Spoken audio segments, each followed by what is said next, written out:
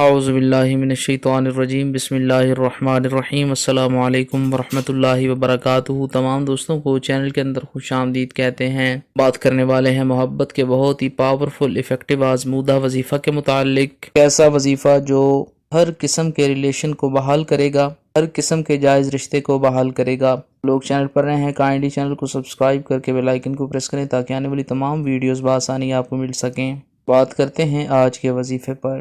کسی بھی انسان کے دل میں بے پناہ محبت پیدا کرنے کے لیے یہ آزمودہ افیکٹو وظیفہ آپ نے کرنا ہے۔ کسی انسان کے ساتھ آپ ریلیشن میں تھے، اب وہ ریلیشن کسی غلط فہمی کی بنیاد پر ختم ہوا ہے، اس کو بحال کرنے کے لیے، یا کوئی بھی جائز رشتہ ٹوٹا ہے اس کو جوڑنے کے لیے، یا کوئی ایسا انسان ہے جس کو آپ اپنے جائز تعلقات میں لانا چاہتے ہیں، ایسے تمام معاملات میں یہ وظیفہ 100% کام کرتا ہے۔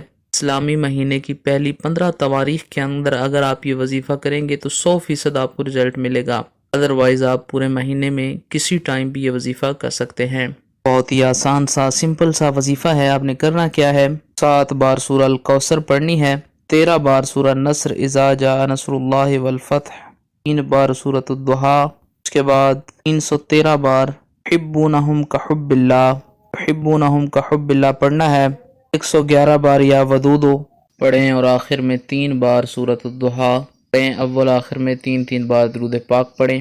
کوئی انسان آپ سے بہت دور ہے جس کے لیے آپ یہ وظیفہ کر رہے ہیں، اپنی آنکھیں بند کریں اور 3 بار اس انسان کا تصور کریں، اس کا نام لیں اور یہ کلمات کہیں کہ اس انسان کے دل میں میری جائز محبت پیدا ہو جائے، وہ انسان فوری طور پر میری طرف متوجہ ہو۔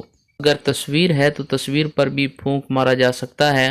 میاں بیوی کے درمیان اگر تعلقات خراب ہیں تو دونوں میں سے کوئی ایک پانی پر دم کر کے میاں یا بیوی کو کوئی ایک پلا سکتا ہے، انشاءاللہ تعالی تعلق بحال ہو جائے گا، تو انسان فوری طور پر آپ کی طرف متوجہ ہوگا۔ اپنے دل پر دایاں ہاتھ رکھ کر آنکھیں بند کر کے 3 بار اس انسان کا نام لے اور یہ کلمات کہے کہ اس انسان کے دل میں میری محبت پیدا ہو جائے، انشاءاللہ تعالی وہ انسان فوری طور پر آپ کی طرف متوجہ ہوگا۔ امید کی جاتی ہے آپ کو مکمل طور پر سمجھ آ گئی ہوگی۔ مزید ویڈیوز اور اپڈیٹس کے لیے چینل کو وزٹ کریں۔ السلام علیکم ورحمۃ اللہ وبرکاتہ۔